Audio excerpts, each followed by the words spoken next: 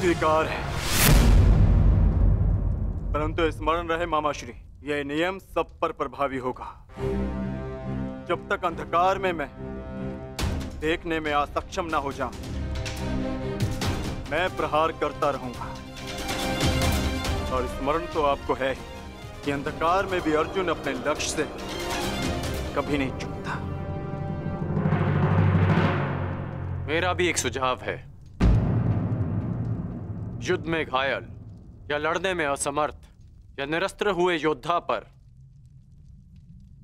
विपक्षी प्रहार नहीं करेगा। अति उत्तम मित्र, हमें स्वीकार है। अद्भुत अंगराज, आपका न्याय दर्शन तो सराहनीय है। हमें आपका ये नियम स्वीकार है। समान पद वाले योद्धा समान पद के योद्धाओं से द्वंद्व करेंगे। रथी से द्वंद्व करेंगे, महारथी से द्वंद्व करेंगे।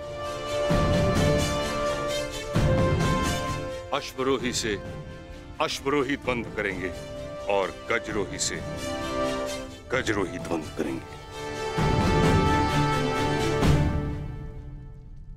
एक योद्धा केवल एक योद्धा से युद्ध करेगा। गुट बनाकर कोई भी किसी एक पर आक्रमण नहीं करेगा। किसी के पीठ पीछे कोई प्रहार नहीं करेगा।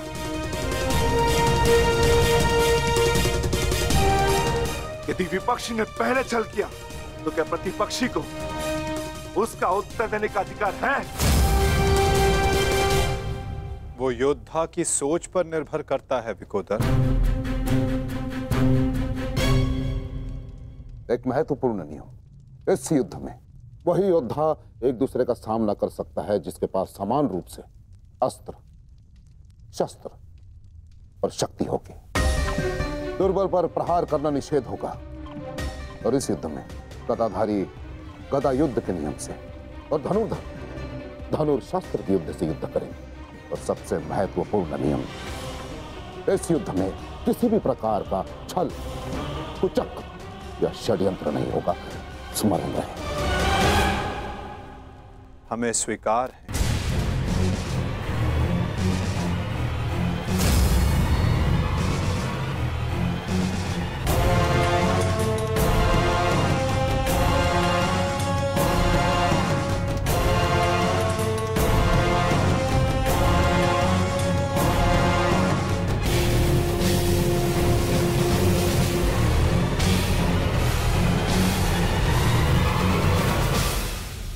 के सारे नियम निर्धारित हो चुके हैं, परंतु अभी भी पांडव पक्ष से मुझे एक छोटी सी समस्या है।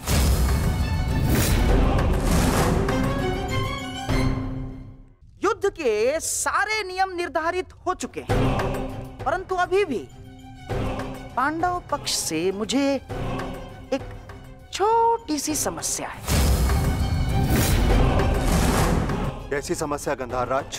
धर्मराज ना, अर्थात ये युद्ध समान पद, बल, शक्ति और हम पुरुषों के मध्य हो रहा है, तो आपके दल में एक स्त्री क्या कर रही है?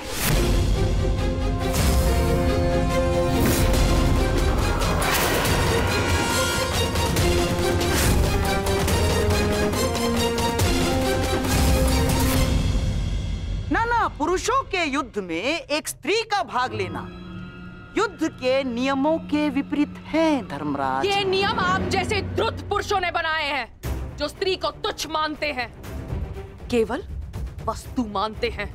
शिव शिव शिव शिव शिव शिव शिव शिव, ये क्या कह रही हैं आप? ये नियम तो स्वयं महादेव ने बनाए हैं। महादेव, आपको स्मरण है ना, जब देवी पार्वती ने असुरों का नाश करने के लिए माता काली का रूप धारण किया था, तो स्वयं महादेव ने भी उन्हें रोकने के लिए अपने बल का प्रयोग नहीं किया ना, अपितु वो स्वयं माता काली के समक्ष नतमस्तक हो गए। जब स्वयं ईश्वर इस नियम का पालन कर सकते हैं, तो हम तो केवल साधारण मनुष्य हैं। कोई भी पुरुष योद्धा एक स्त्री पर आक्रमण नहीं करेगा। यही युद्ध के आधारभूत नियमों में से एक है। और यदि ऐसे में यानी एक स्त्री को पांडव दल का सेनापति पद दिया जाता है तो कौरव, बेचारे कौरव तो बिना युद्ध लड़े ही हार जाएंगे। क्या ये अधर्म नहीं है? बताइए। अपने सेनापति के प्राण बचाने के लिए और कोई मार्ग नहीं सूझा आप लोगों को? योद्धा सिर्फ योद्धा होता है, स्त्री या पुरुष नहीं। स्मरण है मां पार्वती, जिन्होंने काली का रूप धारण करके कितने असुरों का वध किया था। हम असुर नहीं है, हम साधारण मनुष्य हैं। मनुष्य, सभ्य मनुष्य। और सभ्य मनुष्य नियमों का पालन करता है। आप सेनापति पद छोड़ दे, यही धर्म है। क्यों धर्मराज?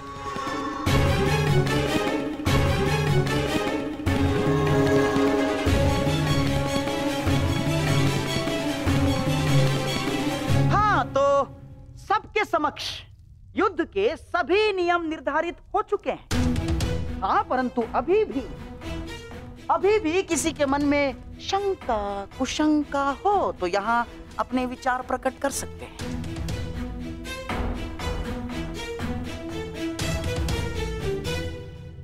नहीं गांधार राज, इस सभा में बनाए सभी नियम और उपनियम हमें स्वीकार है।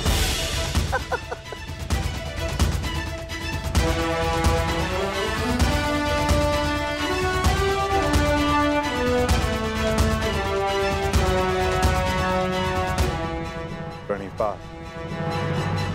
प्रणिपात।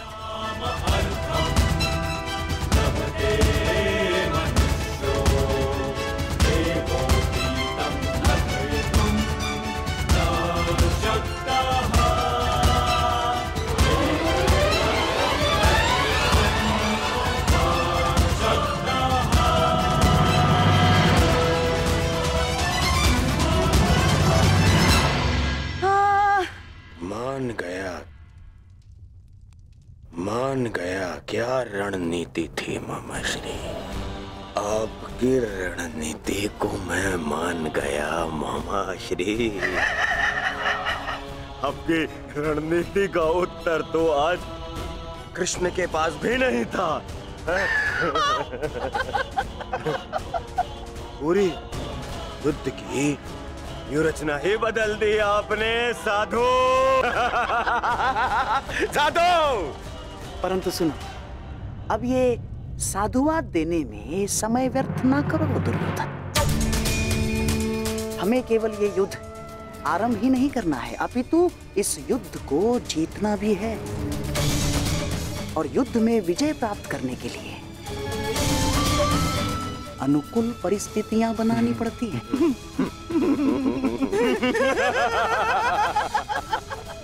बहुत चतुर बन रहे थे ये पांडव, बहुत चतुर। परंतु अब इन्हें ज्ञात हो गया होगा कि इनकी हार निश्चित है। हमने जो चाहा वही हुआ है दुर्योधन।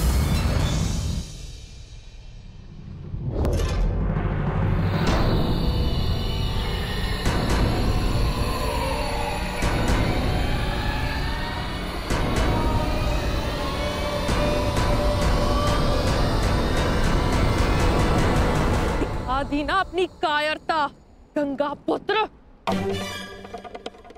फिर से मौन रहकर तुमने अपने इच्छा मृत्यु के वरदान को लंबा कर दिया। फिर से अपनी दृष्टि झुकाकर तुम्हें लगता है कि तुमने अंबा के प्रतिशोध को झुका दिया।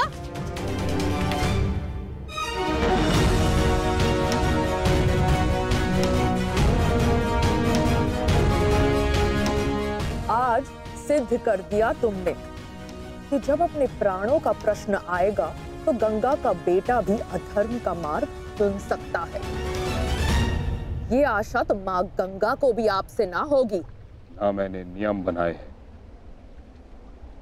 ना मैं कायर हूं, और ना ही अधर्म के मार्ग पर। मैंने तुम्हें वचन दिया था अम्बा देवी जिस समय मेरे जीवन का कोई उद्देश्य शेष नहीं रहेगा, मैं तुम्हें वो शक्ति प्रदान करूंगा कि तुम मेरे इस जीवन का अंत कर सको। अब वो समय आ गया है। तुम्हें कदाचित विश्वास न हो, परंतु मुझे आशा है कि कुरुक्षेत्र में तुम मुझे मेरे भार से मुक्ति दिला दो। वरदान से मुक्ति जो मेरे लिए श्राप बन गया, उस मौन से मुक्ति जो पाप बन गया है भीष्म। मेरे अंदर कोई आशाएं शेष नहीं। यदि शेष है तो केवल इस युद्ध का शाप। आपको इतना व्यथित देखकर बड़ी शांति मिली गंगा पुत्र। दाचित, आपको अब अनुभव हो गया है कि कैसा प्रतीत होता है जब मनुष्य के जीवन में कोई आशा, कोई उत्साह न रहे। स्मरण है भीष्म, यही मेरे जीवन के साथ किया आपने। एक वचन के लिए मेरा पूरा जीवन भस्म कर दिया। परंतु एक बात स्मरण रखना, इतनी सरलता से मैं अपने शत्रु को मुक्त नहीं होने दूंगी। मेरी प्रतीक्षा करोगे तुम गंगा पुत्र कि मैं कब तुम्हें मुक्त करूं। हर पल एक जन्म के समान होगा और प्रतीक्षा का आरंभ होता है अब।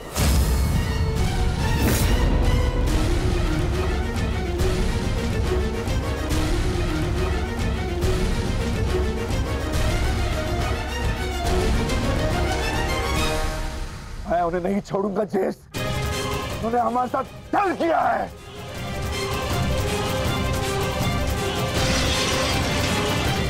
राजा भीम, शांत हो जाइए।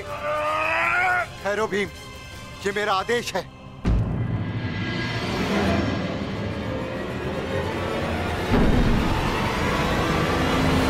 क्रोध केवल तुम्हें नहीं आ रहा है, रक्त हम सबको उबल रहा है। एक और हमारे ही मामा श्री को छल के कारण हमारे विरुद्ध युद्ध करना पड़ रहा है, और दूसरी ओर बड़ी ही चतुरता से उन्होंने शिखंडिनी को युद्ध से दूर कर दिया। यह समय क्रोध का नहीं, कर्म का है। इस समय कौरव सेना के पास 11 अक्षनी सेना है और हमारे पास केवल 7। इस समय हमें हमारी शक्ति को एकत्रित करना होगा।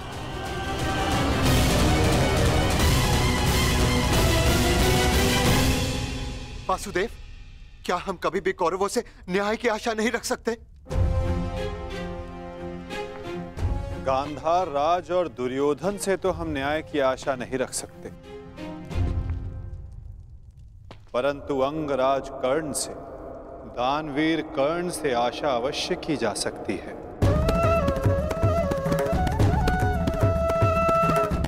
कि वो युद्ध में न्याय का पालन करेंगे, अपने वचन दान का मान रखेंगे। हम सब ने देखा कि अंगराज ने कौरवों के पक्ष में होते हुए युद्ध के लिए कैसे न्याय संगत नियम बनाए। परंतु वासुदेव, वो दुर्योधन के विरुद्ध कभी नहीं जाएगा, और उस दुर्योधन से मुझे न्याय की कोई आशा नहीं। कायरों की भांति हमारी सैन्य शक्ति को छिन्न भिन्न करने लगा है। ज्येष्ठ, बहुत हो गई सभा, बहुत बनकर नियम, अब बस। अब समय आ गया है उस दुर्योधन को उचित उत्तर देने का।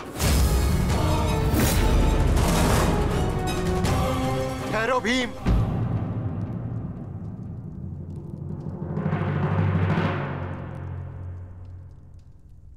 युद्ध का समय अभी नहीं हुआ अनुज। ज्येष्ठ, मैं तो केवल आपकी आज्ञा का पालन करने जा रहा हूं। आपने तो कहा था ना कि ये समय अपनी शक्ति एकत्रित करने का है, तो बस मैं वही करने जा रहा हूं।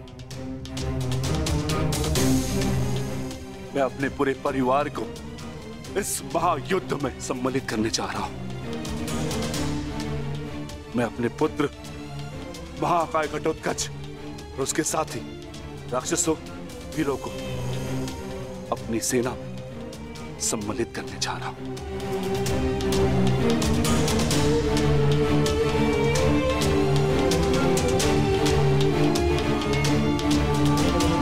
तुम उचित कह रहे हो अनुज। तुम्हें शीघ्र अतिशीघ्र यहां से प्रस्थान करना चाहिए।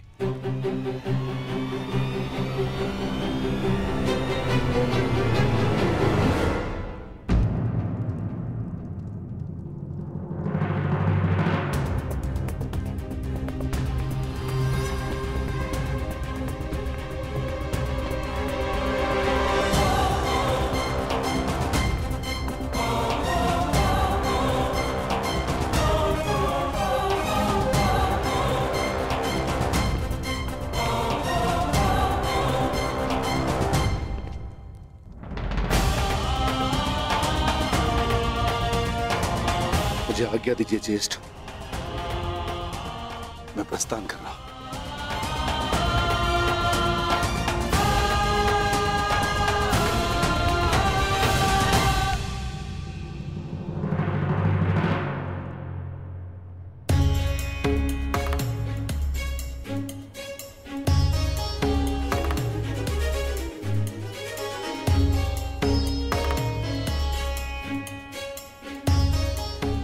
प्रणिपात वासुदेव, मैं अपने पुत्र को लेने जा रहा हूं, आशीष दीजिए।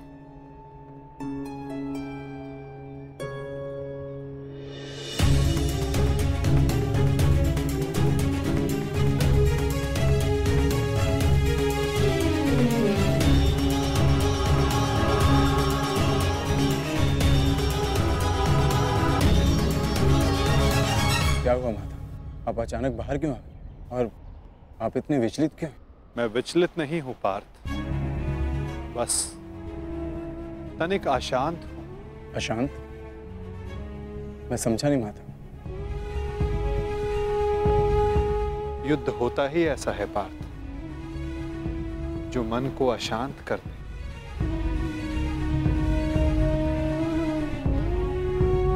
समय एक बहती धारा के समान होता है पार्थ। धारा का स्वर हमारे मन को आनंदित करता है, परंतु ये आवश्यक नहीं कि उस धारा का स्वर सदैव हमारे मन को आनंदित ही करे, उसे विचलित ना करे। फिर ये विचलन क्यों माता?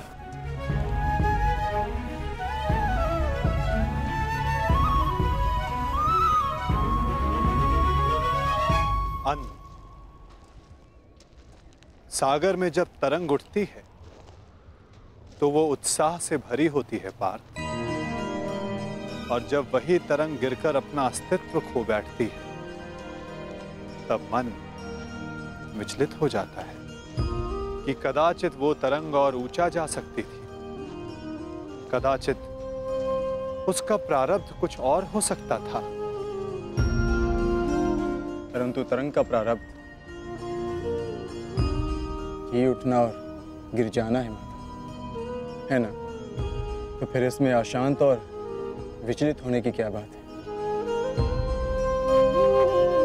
तुमने सही कहा पार्थ, मुझे विचलित नहीं होना चाहिए, परंतु तुम बताओ कि तुम्हारा मन इतना अशांत क्यों है, इतना विचलित क्यों है? ऐसा कौन सा भाव है जो तुम्हें कष्ट दे रहा है?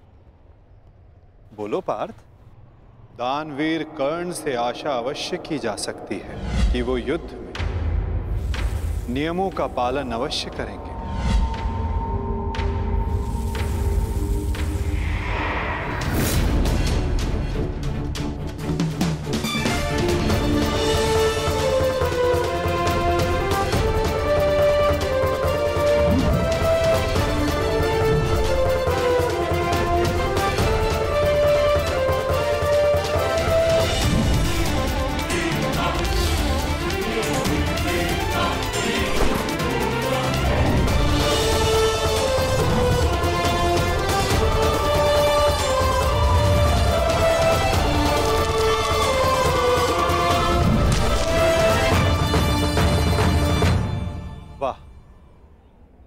कितना अद्भुत धनुधर है ये।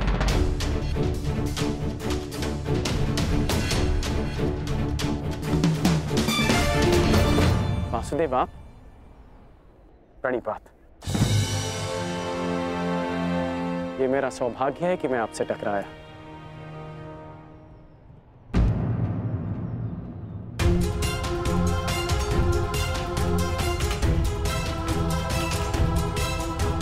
सौभाग्य और दुर्भाग्य के लिए धन्यवाद और तानों का पात्र समय होता है अंगराज, मनुष्य नहीं। उचित परिस्थिति में, उचित समय पर, उचित मनुष्य से मिल जाना सौभाग्य होता है और अनुचित परिस्थिति में उचित मनुष्य से मिलना दुर्भाग्य होता है कर्ण। आपका टकराना तो उचित ही होता है वासुदेव, इसलिए यह सौभाग्य होता है। आज्ञा दीजिए। प्रणिपात।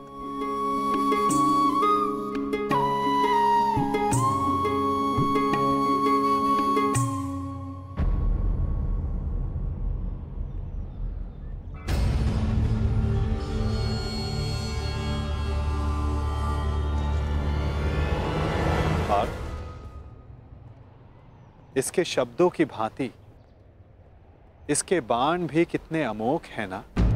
शब्दों का तो ज्ञात नहीं, परंतु लक्ष्य भेद करने के लिए मेरे बाण कर्ण से अधिक शक्तिशाली और तीव्र हैं माधव। और ये बात आप भली भांति जानते हैं। आज किसी के शब्दों में धार दिखाई दे रही है पार्थ।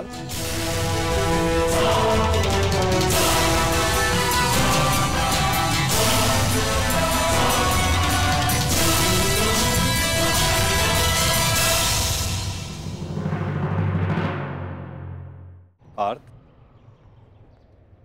इसके शब्दों की भांति इसके बाण भी कितने अमोघ हैं ना।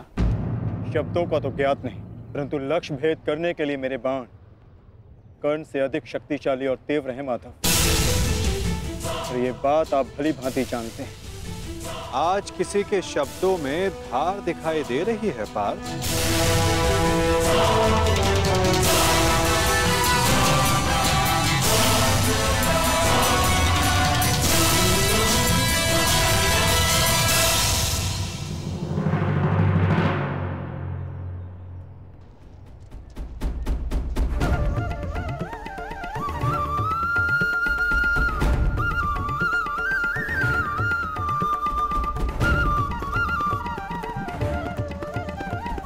अब बता भी दो अपने सखा को, ऐसी कौन सी बात है जो प्रतिपल तुम्हें और अधिक अशांत किए जा रही है पार्थ।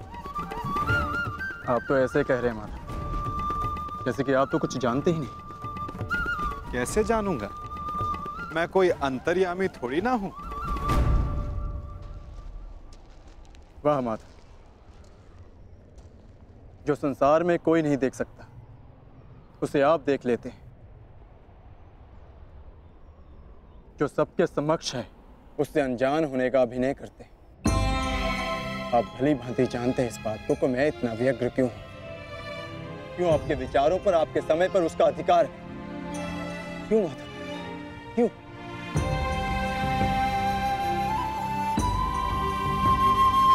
प्रशंसा उसकी की जाती है पार्थ जो प्रशंसा के योग्य होता है। महत्व उसे दिया जाता है जो महान होता है। और समय उसे दिया जाता है जो स्वयं समय को परिवर्तित करने की शक्ति रखता हो। और मैं क्या, कर्ण की कुशलता और लगन को देखकर उस पर कोई भी मोहित हो सकता है। ऐसा कोई नहीं जो कर्ण की कुशलता को अनदेखा कर सके। केवल उनके जो उसके प्रति ईर्ष्या रखते हैं। बस बस माधव, रुक जाइए।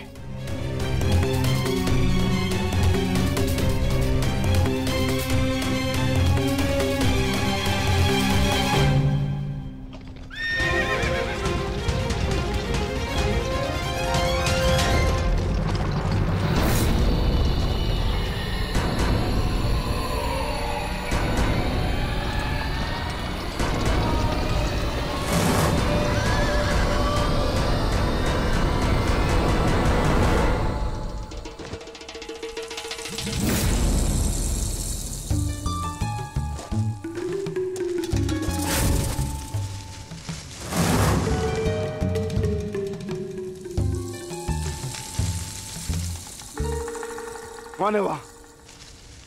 कौन है जो मेरा पीछा कर रहा है? यदि साहस है तो सामने आ।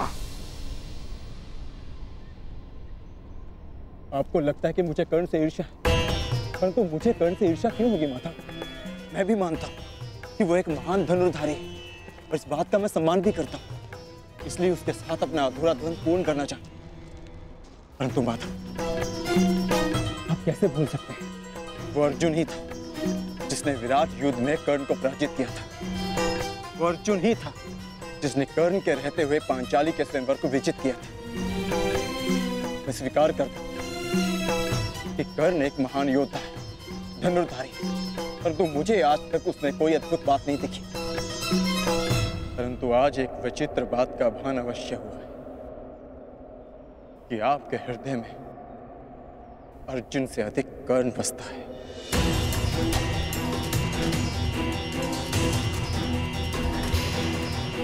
पार्थ, विराट युद्धगाह में तुमने नहीं, सूर्यास्त ने उसे परास्त किया था।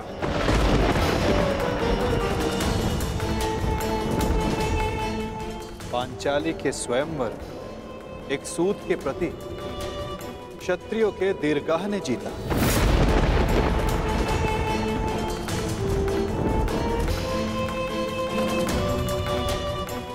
और रही बात मेरे मन में सम्मान की, तो पार्थ, मेरे मन में, मेरे हृदय में जितना सम्मान तुम्हारा है, उतना ही सम्मान अंगराज कर्ण का है। पार्थ,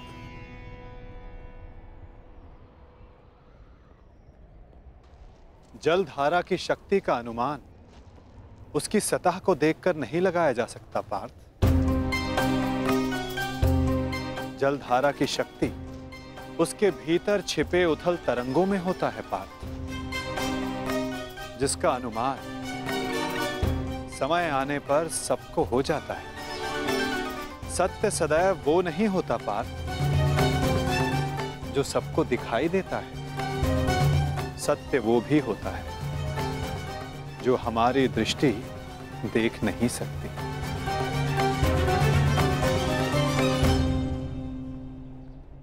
और बहुत शीघ्र तुम्हें उसका अनुमान भी हो जाएगा।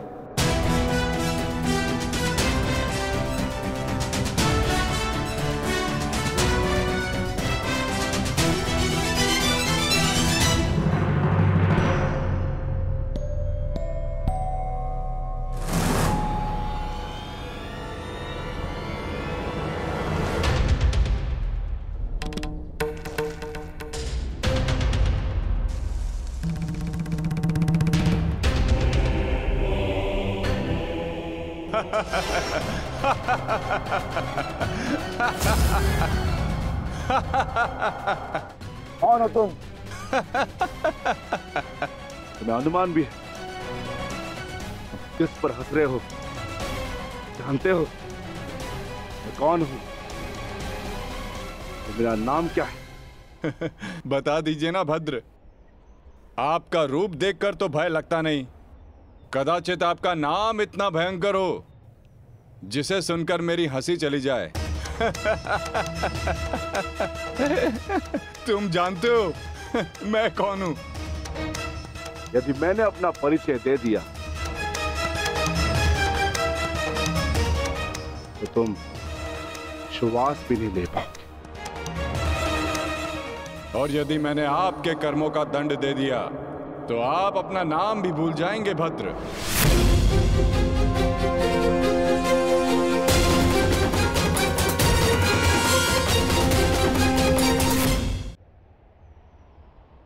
और यदि मैंने आपके कर्मों का दंड दे दिया तो आप अपना नाम भी भूल जाएंगे भद्र। जिस भांति आप पौधों और वनस्पति को अपने पांव तले कुचलते चले जा रहे हैं, स्पष्ट है कि निसर्ग के प्रति आपको कोई सम्मान नहीं है। वन से ऐसा व्यवहार केवल दो ही जंतु कर सकते हैं, एक जो मूर्ख हो और दूसरा कोई वानर हो। इसीलिए सोच रहा हूं कि आप कोई मूर्ख है या फिर कोई वानर। मूर्ख, तुम्हें तुम्हारी मृत्यु क्या खींच लाई।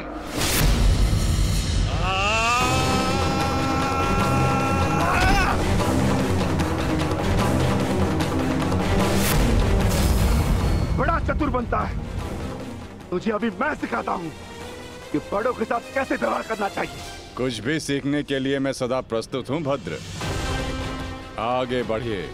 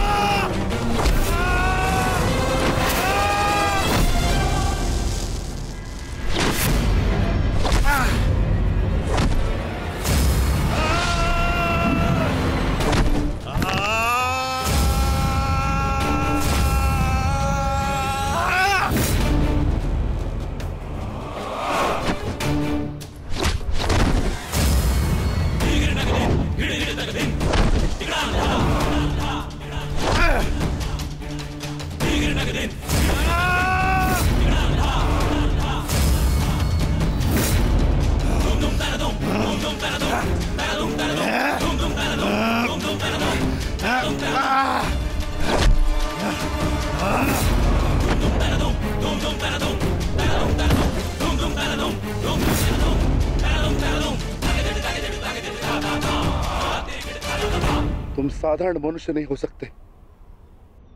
कौन हो? कौन हो तुम?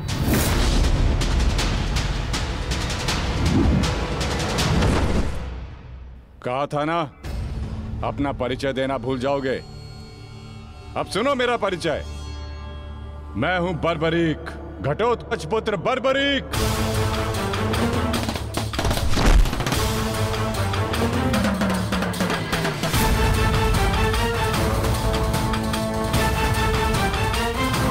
बालक, अपना परिचय देने से पूर्व मेरा नाम तो जान लेते।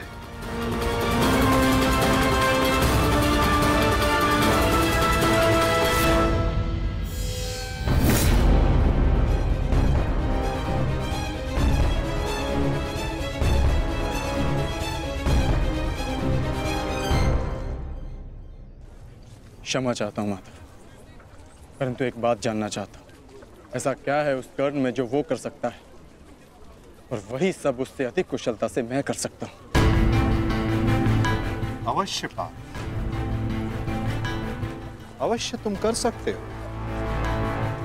परंतु कर सकने में और कर लेने में बड़ा अंतर होता है पार्थ। अर्थात?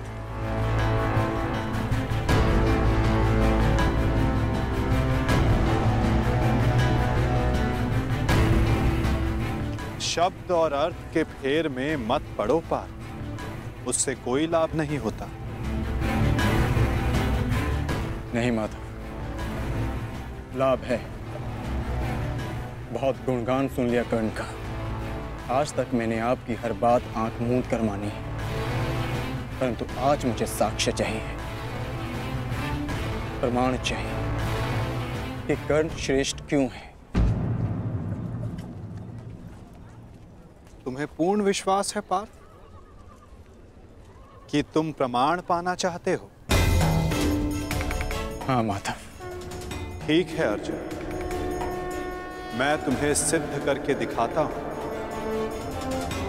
कदाचित उसके पश्चात तुम्हें विश्वास हो जाए। यदि फिर भी विश्वास ना हुआ तो?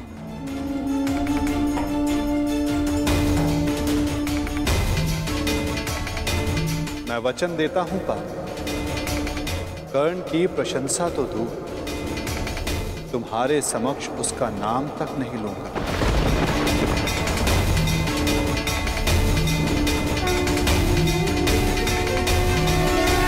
साक्ष्य चाहिए कि कर्ण श्रेष्ठ क्यों है। मैं तुम्हें सिद्ध करके दिखाता हूं, कदाचित उसके पश्चात तुम्हें विश्वास हो जाए। यदि फिर भी विश्वास ना हुआ तो? मैं वचन देता हूं पार्थ, कर्ण की प्रशंसा तो दूर, तुम्हारे समक्ष उसका नाम तक नहीं लूंगा। मैं परीक्षा के लिए तैयार हूं।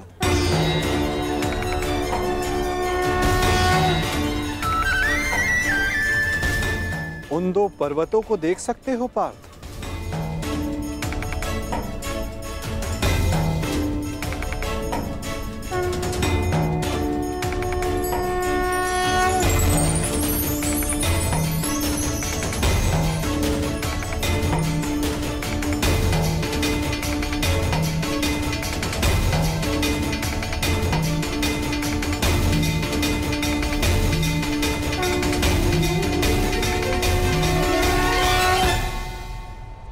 स्वर्ण पर्वत? हाँ पार्थ, अब ये दोनों पर्वत स्वर्ण में परिवर्तित हो चुके हैं। अति सुंदर। स्वर्ण वो वस्तु होती है पार्थ जिसे हर कोई अर्जित करना चाहता है। और अब मैं ये कहता हूं कि इन दोनों स्वर्ण पर्वतों पर तुम्हारा अधिकार है। और मैं ये चाहता हूं कि इन दोनों स्वर्ण पर्वतों को समान मात्रा में बांटकर इन ग्राम वासियों में दान कर दो। परंतु पार्थ, एक बात का स्मरण रखना, इन पर्वतों का सारा स्वर्ण दान करना होगा। स्वीकार है तुम्हें?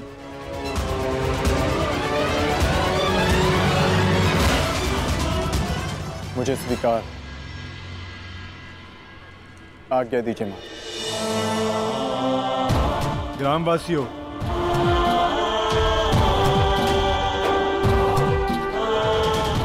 मैं पांडु पुत्र अर्जुन ये घोषणा करता हूं, ये दोनों स्वर्ण मेरु समान मात्रा में विभाजित करके आप सबको दान में दिए जाएंगे।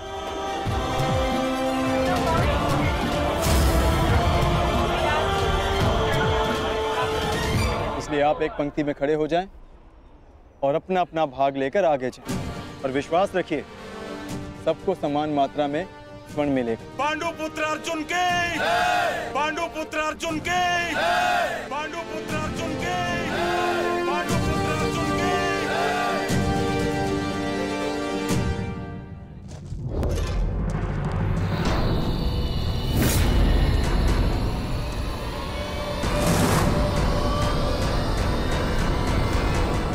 ये क्या है पुत्र? अब कौन सी समस्या उठा लाए अपने कंधे पर? हाँ बार्बरिक, कौन है ये? और इनकी ये दशा किसने की? चिंता ना करो माता, ये केवल मूर्छित ही हुए हैं। परंतु कैसे? बस ये मुझे चुनौती देने की भूल कर बैठे। मुख से तो ये मूर्ख नहीं लगते, पर कार्य मूर्खों वाला कर बैठे।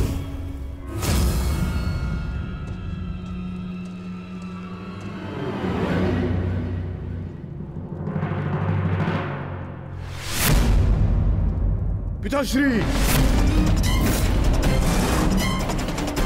पिताश्री, पिताश्री, पिताश्री, पिताश्री, मारवी, पानी लेके आओ। क्या हुआ पिताश्री? क्या हुआ? ये क्या अनर्थ कर डाला तुमने? तुम्हें पता भी है ये कौन है? ये पिताश्री है मेरे, तुम्हारे पितामह मध्य पांडव महाबली भीम है ये, जिनका सम्मान करना चाहिए उन पर प्रहार कर उनको अपमानित कर दिया। लज्जा आती है मुझे कि तुम मेरे पुत्र हो। हाँ, जो तुमने किया वो मूर्खता नहीं, पाप है।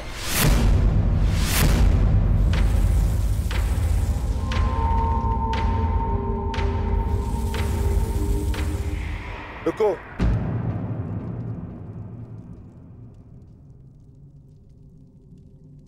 पिताश्री, मैं अपने मूर्ख पुत्र की ओर से क्षमा मांगता हूं। क्या ये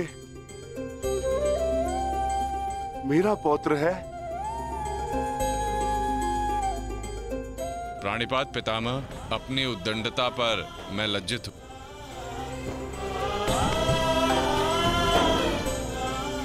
और मैं गर्वित हूं कि तुम मेरे पौत्र हो।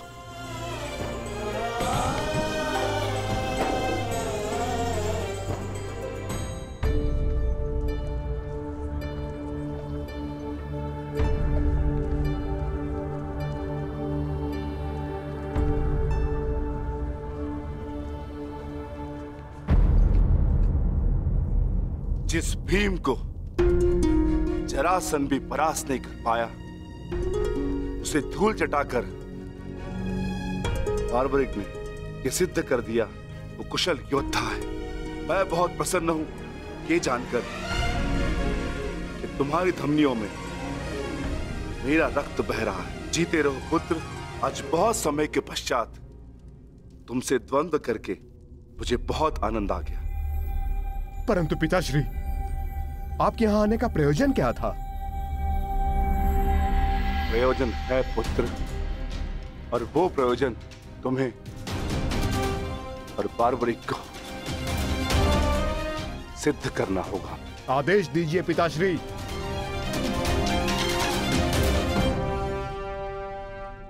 कौरवों और हमारे मध्य महायुद्ध आरंभ होने वाला है। तुम मेरे वंश के वीर हो। हमारे पक्ष को शक्तिशाली बनाने के लिए मुझे इस महायुद्ध में मेरे परिवार की आवश्यकता है। मुझे मेरे कुशल और बलवान पुत्र और पौत्र की आवश्यकता है। क्या तुम मेरा साथ दोगे? हम आपके आदेश के अनुपालन के लिए प्रस्तुत हैं पितामह। इस युद्ध में आपके लिए प्राण देना हमारे लिए गर्व की बात होगी। मेरा परिवार मेरे साथ है, तो इस महायुद्ध में हमारी विजय निश्चित है।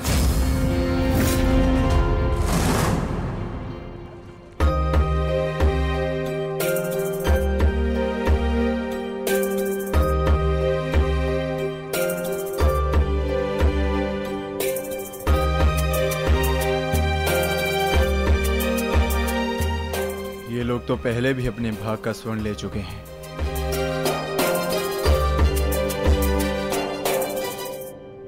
ये लीजिए माते। पुत्र, ये युद्ध संसार के इतिहास का सबसे भीषण युद्ध है। क्या तुम्हें भय नहीं लग रहा?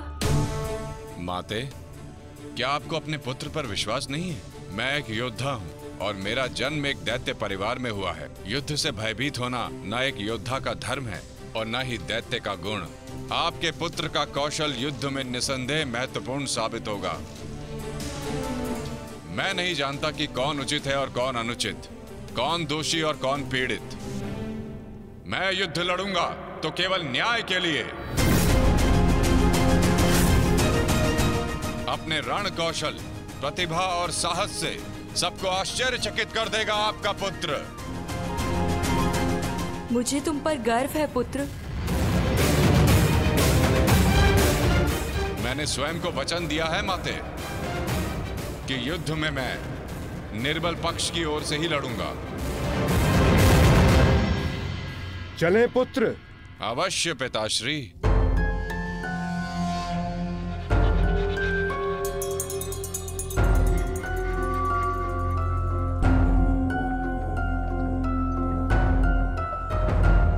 रुक जाइए, थोड़ा विश्राम करते हैं।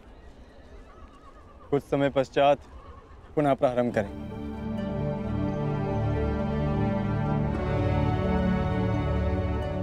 क्षमा चाहता हूं माधव, परंतु मैं ये जानना चाहता हूं कि आपकी ये परीक्षा कब समाप्त होगी।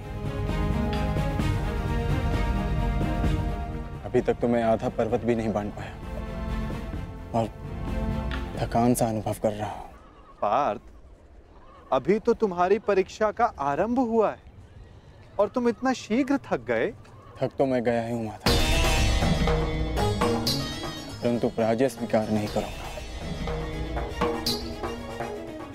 क्षमा चाहता हूं माता, परंतु अभी तक मुझे आपकी इस परीक्षा में आपका उद्देश्य समझ नहीं आया। ठीक है पार्थ, मैं तुम्हें अपना उद्देश्य बताता हूं। इस कहानी का दूसरा कोण तुम्हारे समक्ष लाता हूं। अब तुम्हें स्वर्ण नहीं बांटना है, बस यहां खड़े रहकर जो कुछ भी घटित होगा उसका साक्षी बनना है।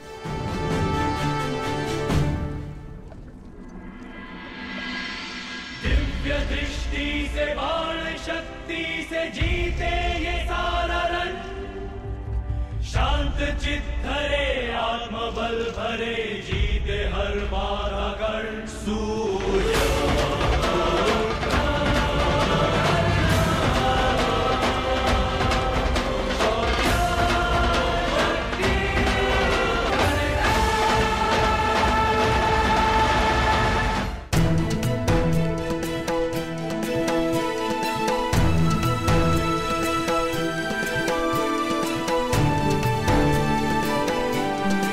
प्रणिपात वासुदेव।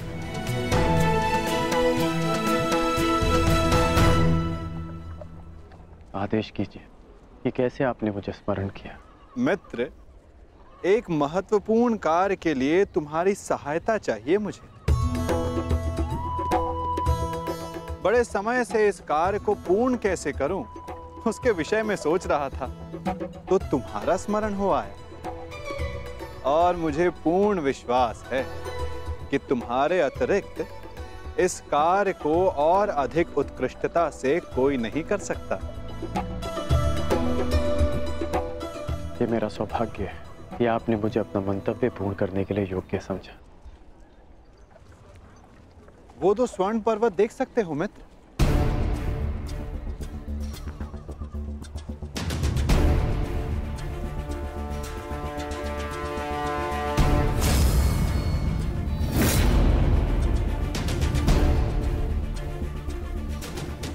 अब इन स्वर्ण पर्वतों पर तुम्हारा अधिकार है,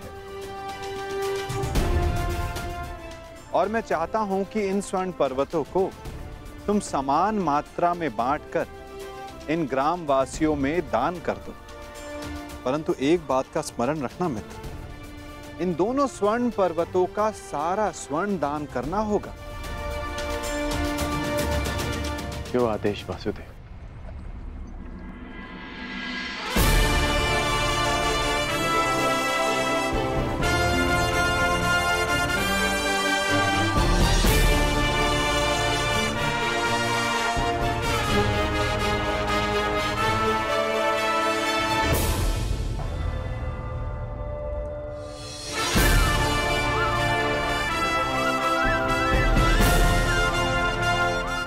मैं सभी ग्रामवासियों से निवेदन करता हूं कि ये दोनों स्वर्ण पर्वत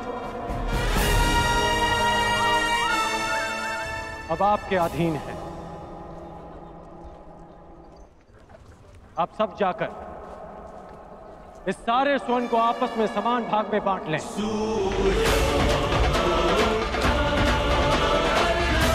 जाइए।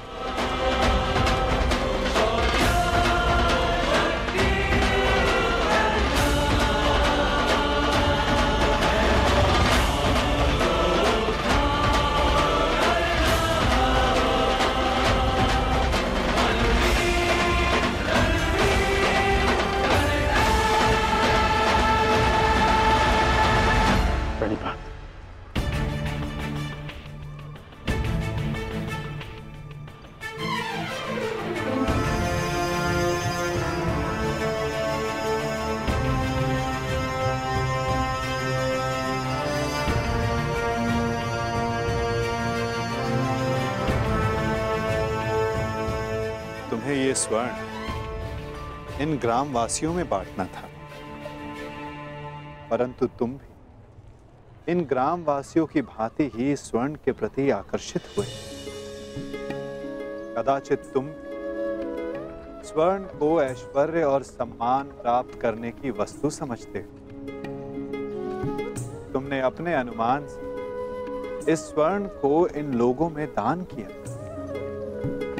परंतु तुम्हें इसका ज्ञात नहीं था कि किसको कितनी आवश्यकता है। और कर्ण के मन में इस स्वर्ण को लेकर कोई आकर्षण, कोई लालच नहीं था पार्थ।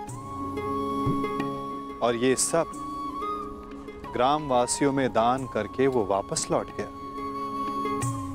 पार्थ, जिस पर दान करने का उत्तरदायित्व हो, उसके मन में वस्तु के प्रति लोभ नहीं होना चाहिए।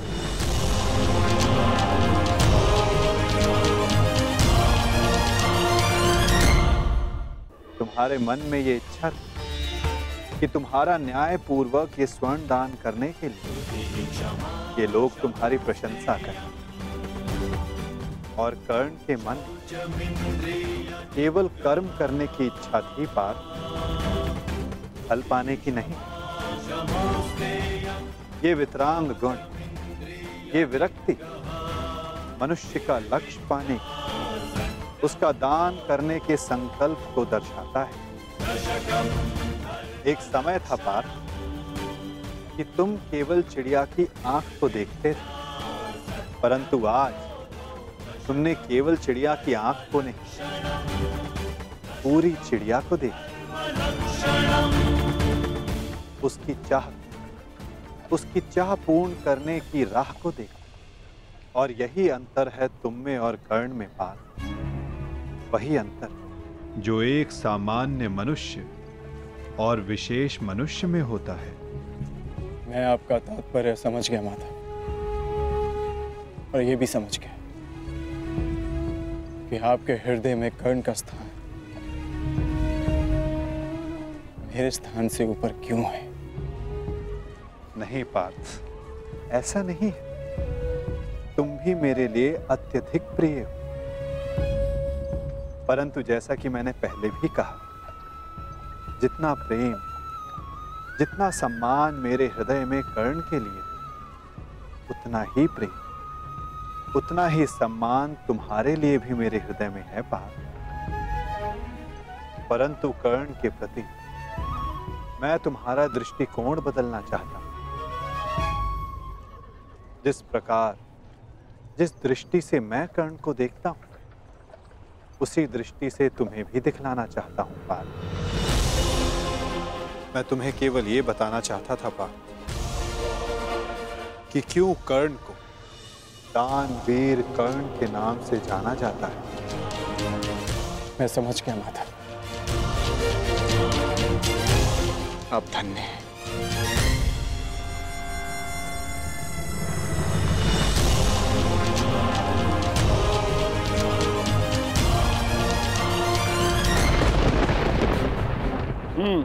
बड़ा दानवीर है ये कर्ण वासुदेव। आपकी परीक्षा तो पूर्ण हो गई, अब मेरी बारी। अब मैं बताऊंगा कि दानवीर होने के नाम पर कितना बड़ा ढोंग कर रहा है ये कर्ण। अब केवल अर्जुन को ही नहीं, पूरे संसार को ज्ञात होगा ये सूर्यपुत्र कर्ण कितना महान दानवीर है।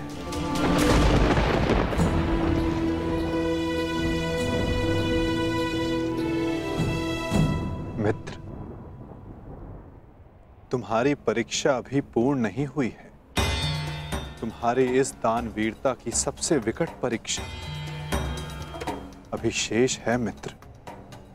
और उस परीक्षा में सफल होने के लिए तुम्हें बहुत बड़ा मूल्य चुकाना होगा। तुम्हारी उस परीक्षा के समक्ष मेरी ये परीक्षा मानो बालकों का खेल सिद्ध होगी मित्र। सावधान रहना। आप जानते नहीं कि आज मैं कितना प्रसन्न हूं कि आपको मेरी चिंता है, कि मैं आपके मन में बसता हूं। अब मुझे और कुछ नहीं चाहिए। अब यदि मैं अपने प्राणों को भी दान में दे दूं, तब भी सदा मैं धनी रहूंगा।